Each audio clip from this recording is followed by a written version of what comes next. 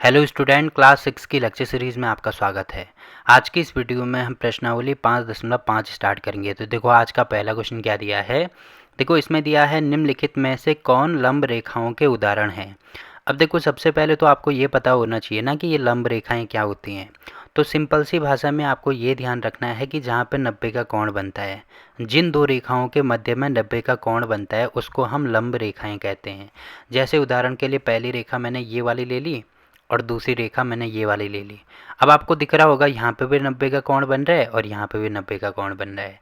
तो ये दोनों रेखाएं अगर मैं इनका नाम देना चाहूँ तो मान लीजिए ये ए है, ये यहाँ पे बी है और ये रेखा सी है, ये डी है। तो हम कह सकते हैं कि जो ए बी होगी वो लंब होगी। अब देखो लंब का साइन कैसे होता है, इस प्रकार से हम लंब का साइन लिखाते हैं। ठीक है, लंब होगी किस पे, सी डी पे। ऐसे हम दिखा सकते हैं या ऐसे दिखा सकते हैं कि जो सी डी होगी वो लंब होगी किस पे, ए बी पे। क्योंकि आपको दिख रहा होगा सेम टू सेम, देखो लंब का साइन ऐसा है ना, ऐसे और ऐसे। तो वही चीज़ यहाँ पे उठा के लिखाई गई है। तो जैसे हम ऐसे लिखते हैं तो इसका मतलब क्या होता है, इसका मतलब होता है बराबर। तो सेम टू सेम लंब का मतलब जैसे ये वाला साइन या ये वाला चिन्ह कहीं पे आप देखेंगे तो इसका मतलब होगा लंब का। और याद रखना भी आसान है। तो देखो यहाँ पे भी 90 का कोण बन रहा है, यहाँ पे भी 90 का कोण बन रहा है, इसीलिए क्या हो जाएगा, ये लंब हो जाएगा। ठीक है, तो इसमें आपको इतनी चीज़ें ध्यान रखनी है। तो देखो लंब का मतलब अभी मैंने आपको ये समझा दिया और लंब का साइन ये वाला होता है। अब इनमें से हमें चेक करके बताना है कि कहाँ पे लंब होगा, मतलब कहाँ पे 90 का कोण बनेगा और कहाँ पे 90 का कोण नहीं बनेगा। तो जैसे इसमें पहला पार्ट हमें दिया है कि मेज़ के ऊपरी सिरे की आसन भुजाएं। तो कोई भी मेज़ देखो इस प्रकार से होता है। मेज़ अगर आपके घर में मेज़ होगा तो ऐसे आकृति का होता है मेज़। तो मेज़ का ऊपरी सिरा इसमें दे रखा है, तो ऊपरी सिरा तो ये वाला है। और इसमें आगे दिया है आसन भुजाएं। आसन भुजाएं का मतलब ये होता है कि साथ में आने वाली भुजाएं। जैसे अगर मैं ये वाली भुजा की बात करता हूँ तो इसके साथ में एक तो ये वाली भुजा आ रही है, देखो एक दूसरे से टच होनी चाहिए। जैसे यहाँ पे टच हो रही है तो ये वाली भुजा इससे टच हो रही है, तो हम कह सकते हैं कि ये दोनों आसन भुजाएं हैं। अब ये वाली भुजा इससे भी टच हो रही है तो हम कह सकते हैं कि ये भुजा और ये भुजा भी आसन भुजाएं हैं। हम इसको और इसको आसन भुजाएं नहीं कह सकते हैं। क्यों नहीं कह सकते हैं, क्योंकि ये वाली भुजा इससे कहीं पे भी टच नहीं हो रही है। अब जैसे अगर मैं इस वाली भुजा की बात करता हूँ तो ये भुजा इससे भी टच हो रही है, तो ये भुजा इसकी भी आसन भुजा होगी और इसकी भी आसन भुजा होगी। तो आपको केवल ये ध्यान रखना है कि जहाँ पे ये एक दूसरे को टच करते हैं मतलब वो आसन भुजाएं होंगी। ठीक है, तो आपको यहाँ पे दिख रहा होगा यहाँ पे भी 90 का कोण बन रहा है, यहाँ पे भी 90 का कोण बन रहा है, यहाँ पे भी और यहाँ पे भी। तो इसका मतलब क्या है, ये लंब रेखाएं हैं। तो यहाँ पे लिख देना हाँ, या इसका हाँ लिख देना, क्योंकि ये इसका एक उदाहरण है। ठीक है, क्योंकि 90 का कोण बन रहा है इसीलिए यहाँ पे हाँ लिख देना। देखो पहला पार्ट तो हो गया। अब दूसरा पार्ट हमें ये दिया है कि रेल पथ की पटरियाँ। अब रेल की पटरियाँ तो आपने देखी होंगी ना, जैसे पहली पटरी अगर ये है तो दूसरी ये वाली हो जाएगी। अब ये चीज़ आपको दिख रही होगी, रेल की पटरियाँ ऐसी होती हैं जो आपस में कहीं पर भी नहीं मिलती हैं और इसके बीच में समान दूरी होती है, यहाँ पे और यहाँ पे इन दोनों में समान दूरी होगी, इसीलिए इन दोनों रेखाओं को कहते हैं समांतर रेखाएं। ठीक है, जैसे कि इसको नाम ही से पता लग रहा होगा, समांतर का मतलब होगा समान अंतर होना चाहिए। जैसे यहाँ पे अगर 5 सेंटीमीटर है तो यहाँ पे भी 5 सेंटीमीटर होगा, यहाँ पे भी, यहाँ पे भी, यहाँ पे भी, यहाँ पे भी। ठीक है, तो इसीलिए इनको समांतर रेखाएं बोला जाता है। अब देखो ये लंब रेखाएं तो नहीं हैं। लंब रेखाओं का मतलब जहाँ पे 90 का कोण बने। अब देखो इन दोनों रेखाओं का, ये दोनों रेखाएं कहीं भी आपस में नहीं मिल रही है तो मतलब 90 का कोण तो बनेगा ही नहीं इसमें। तो इसका मतलब ये क्या हो जाएंगी, नहीं हो जाएंगी। यहाँ पे इसका उदाहरण नहीं है, मतलब ये लंब रेखाओं का उदाहरण नहीं है। ठीक है, या ऐसे लिख सकते हैं कि ये कौन सी रेखाएं हैं, ये समांतर रेखाएं हैं। तो यहाँ पे मैं लिख देता हूँ समांतर रेखा। तो ये किसका उदाहरण है, समांतर रेखा का उदाहरण है। आपको ये भी पता होना चाहिए ना कि समांतर रेखा होता क्या है। ठीक है, ये वाला हो गया। अब देखो इसमें तीसरा पार्ट हमें दिया है अक्षर एल बनाने वाले रेखाखंड। अक्षर एल बनाने वाले रेखाखंड मतलब अक्षर एल आपने देखा होगा ऐसे और ऐसे होता है। तो आपको दिख रहा होगा एक रेखाखंड ये वाला है, एक रेखाखंड ये वाला है। अब देखो यहाँ पर 90 का कोण बन रहा है ना, तो इसीलिए हम ये कह सकते हैं कि ये लंब रेखाओं का उदाहरण है। तो यहाँ पे लिख देना हाँ। क्यों है, क्योंकि यहाँ पे एक साइड 90 का कोण बन रहा है। अब जरूरी नहीं है कि इस साइड भी बने, जैसे यहाँ पे केवल एक ही साइड बन रहा है ना, तो एक ही साइड 90 का कोण बन रहा है, यहाँ पे भी एक ही साइड बन रहा है। अब हो सकता है इस साइड भी बने, इस साइड भी बने, तो दोनों साइड भी बन सकता है, एक साइड भी बन सकता है। क्योंकि मैंने आपको बोला जहाँ पे लंब की बात होगी उसका मतलब 90 का कोण वहाँ पे बनेगा। तो यहाँ पे भी 90 का कोण बन रहा है तो इसका मतलब ये भी हाँ हो जाएगा। अब आगे दिया है अक्षर भी बनाने वाले रेखाखंड। अब देखो भी तो ऐसे बनेगा ना, अब देखो कहीं पर भी ये 90 का कोण यहाँ पे दिख रहा है क्या? नहीं दिख रहा है, तो इसका मतलब ये हो जाएगा नहीं। ठीक है, बाकी अपने चांदी से आप इसको चेक कर सकते हैं। तो ये मतलब न्यून कोण ही होगा, क्योंकि 90 से छोटा मुझे ये दिख रहा है। तो देखो पहले का हमने सारे पार्ट कर दिए। ठीक है, सिर्फ इसमें आपको ये पता होना चाहिए कि लंब कब बनता है। लंब तभी बनता है जब 90 का कोण आता है, उसको हम लंब कहते हैं। अब दो रेखाएं अगर आपस में मिलती हैं, वो 90 का कोण बनाती है, उसको कहते हैं लंब रेखाएं। बस इतना इसमें आपको ध्यान रखना है। ठीक, तो देखो पहला क्वेश्चन यहाँ पे कंप्लीट होता है। अब देखो अगला क्वेश्चन क्या दिया है इसमें। देखो इसमें दिया है, मान लीजिए रेखाखंड पी क्यू रेखाखंड एक्स वाई पर लंब है। देखो इसमें दिया है रेखाखंड पी क्यू, तो जो पी क्यू रेखाखंड है, इसको अगर मैं ऐसे लेता हूँ, मान लीजिए ये वाले रेखाखंड है पी क्यू, और आगे दिया है रेखाखंड एक्स वाई पर लंब है। लंब का मतलब अभी मैंने आपको बोला ना, जहाँ पर 90 का कोण बनेगा उसको हम कहेंगे लंब। तो लंब होने का मतलब ये वाली रेखा इस प्रकार से होगी, तभी तो यहाँ पर 90 का कोण बनेगा ना। तो ये वाली रेखाखंड इसमें दिया है एक्स वाई है, तो यहाँ पे इसका नाम दे दिया मैंने एक्स वाई। ठीक है, आगे दिया है, मान लीजिए ये परस्पर बिंदु ए पर प्रतिच्छेदित करते हैं। अब देखो प्रतिच्छेदित करने का मतलब भी मैंने आपको समझाया था। प्रतिच्छेदित करने का मतलब जहाँ पे दो रेखाएं एक दूसरे को काटते हैं, उसको कहते हैं प्रतिच्छेदन बिंदु। ठीक है, एक दूसरे को प्रतिच्छेदित का मतलब दूसरे को छेदित करती हैं, एक दूसरे को काटती हुई जाती हैं। तो यहाँ पे आपको दिख रहा होगा ये एक दूसरे को प्रतिच्छेदित कर रहे हैं, और इस बिंदु का नाम देना है कोण, कोण नहीं बिंदु ए, सॉरी, यहाँ पे हो जाएगा बिंदु ए। ठीक है, अब आगे हमें दिया है, देखो ये कोण का साइन है। ठीक है, ये इस प्रकार का कोण का साइन है। अगर ऐसे होता तो इसका मतलब वो त्रिभुज का साइन होता है, ऐसे होता है इसका मतलब वो चतुर्भुज का साइन होता है। तो ऐसे दिया है, इसका मतलब ये कोण का साइन है। तो कोण पी ए वाई की माप हमें याद करनी है। तो पी ए वाई मतलब ये है, देखो ए का मतलब ये जो बीच वाला है ना, तो इसकी बात हो रही होती है। देखो पी कहाँ पे है, पी यहाँ पे है। ठीक है, पी, उसके बाद ए कहाँ पे है, ए यहाँ पे है, और वाई कहाँ पे है, वाई नीचे है। तो इसका मतलब ये वाले कोण की बात हो रही होगी, क्योंकि इससे मिलकर तो ये वाला कोण बना है ना, तो इस कोण की बात हो रही होगी, ये हमें निकालना है। तो सिंपल सी बात है, आपको यहाँ पे दिख रहा होगा कि ये 90 है, तो ये भी 90 होगा, ये भी 90 होगा, ये भी 90 होगा।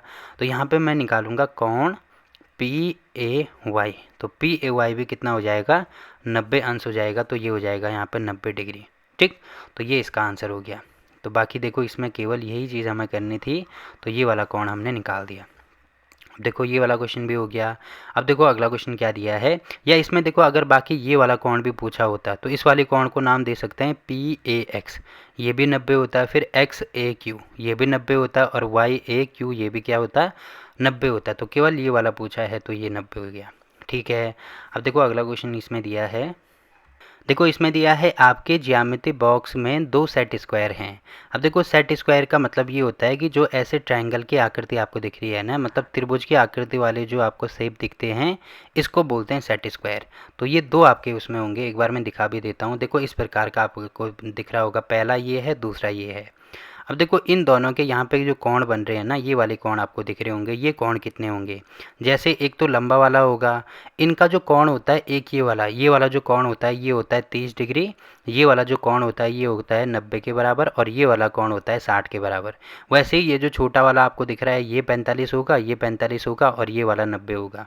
ठीक है, तो ये आपको इसमें ध्यान रखना है। बाकी आप कोई भी आप मतलब केवल इसी की बात मैं नहीं कर रहा हूँ, जितने भी प्रकार के आपके पास सेट स्क्वायर होंगे या आपके दोस्त के पास होंगे, तो अगर आप ये जो कोण हमें दिए हैं ना, इनको नापेंगे तो हमेशा ही सेम ही आएंगे, ये कभी भी चेंज नहीं होंगे, चाहे छोटा हो चाहे बड़ा हो। अब देखो ऐसे हो सकता है कि ये जो सेट स्क्वायर है, किसी के पास बड़ा हो सकता है, किसी के पास छोटा हो सकता है, पर ये जो कोण है ये कभी भी चेंज नहीं होंगे, उतने ही रहेंगे जो कि मैंने अभी आपको बताया है। ठीक है, ये आपको ध्यान रखना है। तो इसमें दिया है कि आपके ज्यामिति बॉक्स में दो सेट स्क्वायर हैं। ठीक है, अब आगे दिया है कि इनके कोनों पर बने कोणों के माप क्या हैं। देखो इनके कोनों पर बने जो कोण हैं वो हमें निकालने हैं। ठीक है, क्या इसमें कोई ऐसी माप है जो दोनों में उभयनिष्ठ हो। तो सेट स्क्वायर अभी मैंने आपको बोला ना कि एक बड़ा होगा और एक ऐसे छोटा वाला होगा। तो इनके कोनों की माप मतलब ये जो कोण हैं ये हमें निकालने हैं। जैसे पहले वाला तो ऐसे होगा, इस प्रकार का। यहाँ पे मैं ढंग से नहीं बना पा रहा हूँ, तो आप उसमें देख सकते हैं। अब इनका आप निकालेंगे तो जो बड़ा वाला होगा, इसका मैं बता देता हूँ। यहाँ पे जो बड़ा वाला होगा उसका मैं ए लिखता हूँ यहाँ पे। ठीक है, तो यहाँ पे लिखेंगे हम पहले कोण की माप, मतलब जो बड़ा वाला सेट स्क्वायर है, इसमें पहले कोण की माप जो ये वाला कोण होगा, ये आप देखना यहाँ पे ये वाला हो जाएगा कितने के बराबर, 30 अंश के बराबर। ठीक है, अब देखो इसी में यहाँ पे आएगा दूसरे कोण की माप, दूसरे कोण की माप। तो दूसरा कोण ये वाला होगा जो कि आप देखना कि 90 के बराबर आएगा। और वैसे ही जो तीसरा कोण है, तीसरे कोण की माप आप देखना किसके बराबर आएगा, 60 अंश के बराबर आएगा। ठीक है, ये वाला 30 आएगा, ये वाला 60 आएगा और ये वाला क्या आएगा 90। या ऐसे हो सकता है, देखो ये तो 90 ही रहेगा, ये वाला 30 आ सकता है और ये वाला 60 आ सकता है, पर इसके अलावा और कुछ नहीं आएगा। ठीक है, वैसे ये जो छोटा वाला है इसको मैं यहाँ पे लिख देता हूँ। तो यहाँ पे हम लिखेंगे पहले कोण की माप, ये आप खुद ही लिख देना। ठीक है, तो इसमें देखो ये वाला जो कोण है ये 45 अंश के बराबर होता है। जो दूसरा कोण होता है, दूसरा कोण मतलब ये वाला जो कोण होता है इसमें ये होता है 90 अंश के बराबर। तो यहाँ पे लिखना दूसरे कोण की माप, और यहाँ पे अगला होगा तीसरे कोण की माप। तो ये पूरा लिख देना आप। ठीक है, तो ये भी होता है 45 के बराबर। तो जो छोटा वाला सेट स्क्वायर है इसका ये वाला कोण और ये वाला कोण बराबर होता है, मतलब 45 45 होता है, ये वाला कोण 90 होता है। इसमें ये वाला 30 होता है, ये वाला 60 होता है, ये वाला 90 होता है। तो ये हमने इनके माप निकाल दी। देखो ये मैं तो आपको बता रहा हूँ, आप खुद ही चेक करके बताना कि कितना इसमें आ रहा है, मतलब जो चांदा होगा ना उससे आप चेक करके बता सकते हैं। ठीक है, अब आगे ये दिया है कि क्या इनमें से कोई ऐसी माप है जो दोनों में उभयनिष्ठ है। दोनों में उभयनिष्ठ होने का मतलब दोनों में आ रहा है क्या कोई ऐसा। देखो यहाँ पे भी ये 90 का कोण बन रहा है, यहाँ पे भी 90 का कोण बन रहा है। तो यहाँ पे लिख देना हाँ। ठीक है, हाँ क्यों, क्योंकि इन दोनों में 90 जो अंश है वो उभयनिष्ठ है। तो आपको दिख रहा होगा यहाँ पे क्वेश्चन नंबर 3 भी कंप्लीट हो गया। ठीक, अब देखो अगला क्वेश्चन क्या दिया है इसमें। देखो इसमें दिया है कि इस आकृति को ध्यान से देखिए। ये जो आकृति आपको यहाँ पे दिख रही होगी इसको हमें ध्यान से देखना है। रेखा एल रेखा एम पर लंब है। जो देखो रेखा एल कौन सी है, ये वाली आपको दिख रही होगी रेखा एल। रेखा एल मतलब ये वाली रेखा। ठीक है, इसका नाम हमें यहाँ पे दिया है एल रेखा है। और रेखा एम कौन सी है, ये वाली रेखा जो कि आपको यहाँ पे दिखा दिया होगा कि इसका नाम एम है। ये इस पर लंब होने का मतलब यहाँ पे 90 का कोण बनेगा। ठीक है, पहली चीज़ तो ये इसमें दी है। ठीक है, उसके बाद देखो बाकी और क्या क्या चीज़ें हमें यहाँ पे दी हैं। पहला पार्ट हमें दिया है कि क्या सी ई बराबर होगा ई जी के। तो ये होगा कि नहीं होगा ये हमें चेक करना है। तो पहला पार्ट मैं आपको यहाँ पे बता देता हूँ। देखो सी ई कहाँ पे है, सी यहाँ पे है, ई यहाँ पे है। ई यहाँ पे मतलब यहाँ पे है। ठीक है, तो ये वाला बिंदु आपको दिख रहा होगा ये ई पॉइंट है। ठीक है, तो इन दोनों को पहले यहाँ पे ऐसे मिला दो। अब देखो यहाँ से लेकर यहाँ तक आपको दिख रहा होगा, जैसे यहाँ से लेकर यहाँ तक एक यूनिट है, वैसे ही यहाँ से लेकर यहाँ तक भी एक होगा, यहाँ से लेकर यहाँ भी एक, ये भी एक, सब ये एक एक हो जाएंगे जो कि आपको यहाँ पे दिख रहा होगा। ठीक है, तो यहाँ से लेकर यहाँ तक कितना होगा, एक ये है एक ये है, तो टोटल ये हो जाएगा 2। तो यहाँ पे मैं सी ई लिख देता हूँ 2। अब देखो ये कुछ भी हो सकता है, जैसे आपकी स्केल में लिखा होगा तो वो सेंटीमीटर होता है ना, जैसे 0 और 1 के बीच में लिखा होता है सेंटीमीटर। तो हो सकता है ये सेंटीमीटर हो सकता है ये मीटर हो, तो हमें नहीं पता है तो यहाँ पे लिखेंगे 2 मात्रक। अब वो कुछ भी हो सकता है, सेंटीमीटर हो सकता है, मीटर हो सकता है। ठीक है, तो केवल हमने 2 लिख दिया। वैसे ही हमें ई जी निकालना है। तो देखो ई यहाँ पे है, जी यहाँ पे है, तो इसमें आपको दिख रहा होगा एक यहाँ से लेकर यहाँ तक, फिर एक यहाँ से लेकर यहाँ तक। तो ये भी 2 आ रहा है, तो यहाँ पे मैं लिख देता हूँ ई जी, ये भी हो जाएगा 2 मात्रक। अब देखो दोनों यहाँ पे बराबर आ रहे हैं क्या, क्योंकि सी ई भी 2 है और ई जी भी 2 है। तो यहाँ पे मैं लिख सकता हूँ सी ई बराबर ई जी बराबर कितना होगा 2। अब क्योंकि ये दोनों क्या आ रहे हैं, आपस में बराबर आ रहे हैं, तो इसका मतलब हाँ। ठीक है, यहाँ पे लिख देना हाँ ये बराबर हैं। पहला तो हो गया। अब देखो अगले पार्ट के लिए मैं इन सब चीज़ों को पहले यहाँ से मिटा देता हूँ। अब देखो दूसरा पार्ट इसमें दिया है, क्या रेखा पी ई रेखाखंड। देखो रेखा पी ई कौन सी है, पी ये वाला है, ई यहाँ पे है। तो रेखा पी ई मतलब इस वाली रेखा की बात हो रही है। पी ई रेखा को या एम रेखा को बात एक ही है। तो ये जो रेखा है रेखाखंड सी जी, देखो सी कहाँ पे है, सी यहाँ पे है, जी यहाँ पे है, मतलब इस वाले रेखाखंड की बात हो रही है। इसको मैं दूसरा कलर दे देता हूँ, ये वाले रेखाखंड की। तो इसको सम विभाजित करती है कि नहीं करती है। देखो सम का मतलब होगा समान, द्वि का मतलब होगा 2, भाजित का मतलब होगा भाग। मतलब ये वाली जो रेखा है इस यहाँ से लेकर यहाँ तक इसको 2 बराबर भागों में बांटती है कि नहीं बांटती है, ये हमें निकालना है। जैसे एग्जाम्पल के लिए कोई रेखाखंड हमारे पास है 10 सेंटीमीटर का। अब समद्विभाजित का मतलब यहाँ पे बीच में, जैसे ये वाली रेखाखंड का नाम ए भी हमने ले लिया, यहाँ पे ओ ले लिया। अब देखो ये अगर बीच में होगा तो इसका मतलब ये 2 बराबर भागों में बांटेगा। मतलब यहाँ से लेकर यहाँ तक अगर 5 है तो यहाँ से लेकर यहाँ तक भी 5 होगा। तभी हम कह सकते हैं कि ये जो रेखा है, जो ओ बिंदु है, इस वाली रेखा को 2 बराबर भागों में बांट रहा है। अब ये 6 है ये 5 है तो बराबर तो नहीं हो सकता ना, क्योंकि ये 6 आ रहा है ये 5 आ रहा है। तो बराबर कब होगा, जब यहाँ पे भी वही हो यहाँ पे भी वही हो। तो आपको दिख रहा होगा पहले यहाँ से लेकर यहाँ तक नापो।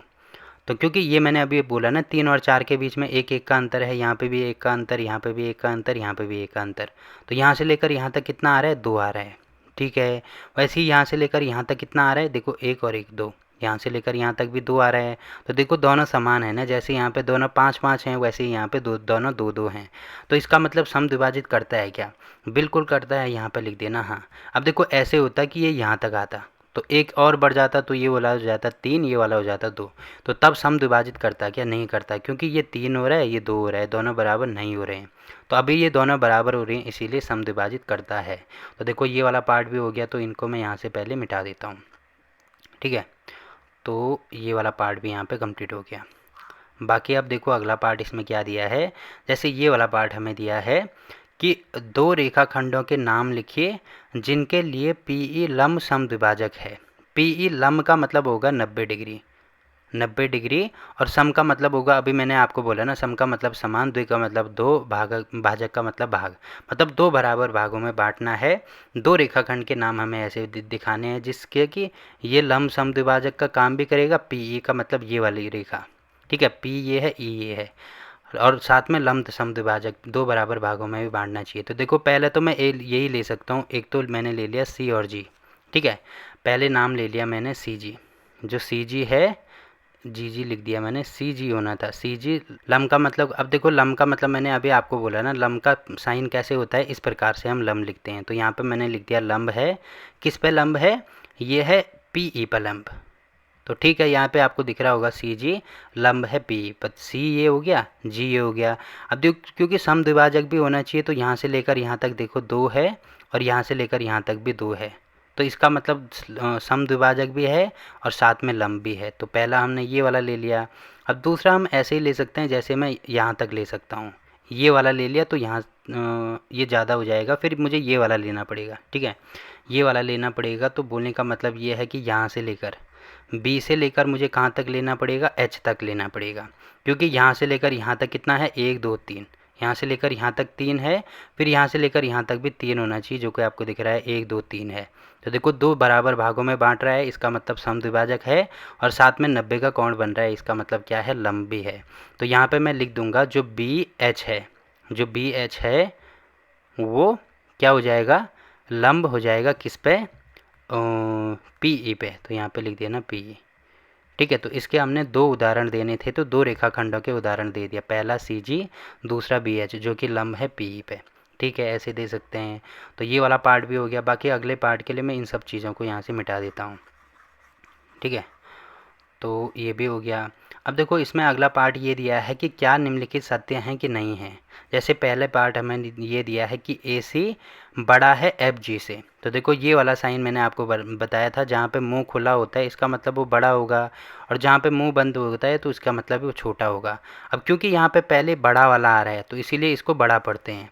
अगर ऐसे होता तो देखो पहले छोटा आ रहा है, उसके बाद बड़ा आ रहा है, तो इसीलिए यहाँ पे क्या पढ़ेंगे, इसको छोटा पढ़ेंगे। तो ये वाला जो चिन्ह होता है ये बड़ा छोटा का होता है, और ये वाला जो चिन्ह है ये बड़ा होता है। क्यों, क्योंकि ये पहले बड़ा आ रहा है इसीलिए बड़ा वाला, और इसमें पहले छोटा आ रहा है इसीलिए छोटा वाला।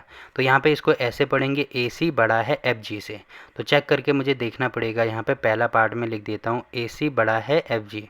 अब देखो ए सी कहाँ पे है, ए यहाँ पे है, सी यहाँ पे है, तो ए से लेकर सी तक कितना है, एक ये है, एक ये है, मतलब टोटल एक ये, तो 2 हो जाएगा। तो ए सी की जगह पे यहाँ पे 2 लिख देंगे। 2 बड़ा है एफ जी कहाँ पे है, देखो एफ यहाँ पे है, जी यहाँ पे है, तो इसके और इसके बीच में केवल एक ही आ रहा है, तो यहाँ पे लिख देंगे 1। तो देखो 2 बड़ा होता है 1 से, बिल्कुल होता है, तो इसका मतलब ये सत्य लिखा गया है, तो यहाँ पे हो जाएगा सत्य। ऐसे आपको इसको करना है। आगे दिया है सी डी। अब देखो सी डी कहाँ पे है, सी यहाँ पे है, डी यहाँ पे है, तो इसके बीच में तो 1 आ रहा है, तो यहाँ पे मैं लिख दूंगा 1। अब देखो ये बराबर जी एच कहाँ पे है, जी यहाँ पे है, एच यहाँ पे है, तो इसके बीच में भी 1 आ रहा है, तो ये भी हो जाएगा 1। तो देखो दोनों बराबर होते हैं क्या, बिल्कुल होते हैं, तो ये भी हो जाएगा सत्य। ठीक है, अब तीसरा पार्ट इसमें दिया है बी सी। देखो बी सी, बी कहाँ पे है, यहाँ पे है, सी यहाँ पे है, तो इनके बीच में डिफरेंस कितने का आ रहा है, 1 का आ रहा है। अब देखो ये छोटे का साइन है, तो यहाँ पे मैं छोटा बना देता हूँ। ई एच कहाँ पे है, ई ये है, एच ये है, तो ई मतलब ये वाला और एच ये वाला, तो इनके बीच में आपको दिख रहा होगा कितना, 1 2 3। 3 का गैप है तो यहाँ पे लिख देंगे 3। तो देखो आपको दिख रहा होगा 1 छोटा होता है 3 से, तो बिल्कुल होता है, तो इसका मतलब ये भी सत्य लिखा गया है, तो ये भी हो जाएगा सत्य। ठीक है, तो आपको लिखना केवल यही है, ये तो केवल मैंने आपको समझाने के लिए बोला है। तो सत्य सत्य इसमें बताने थे तो ये सारे मैंने बता दिए। तो आपको दिख रहा होगा क्वेश्चन नंबर कौन सा है ये, क्वेश्चन नंबर 4 के भी हमने सारे पार्ट कंप्लीट कर दिए। अब देखो इस क्वेश्चन में भी अगर आपको कहीं पे भी कोई दिक्कत आती है तो आप कमेंट करके पूछ सकते हैं। ठीक है, तो इसी के साथ ये जो प्रश्नावली 5.5 है ये यहाँ पे कंप्लीट होती है। ठीक।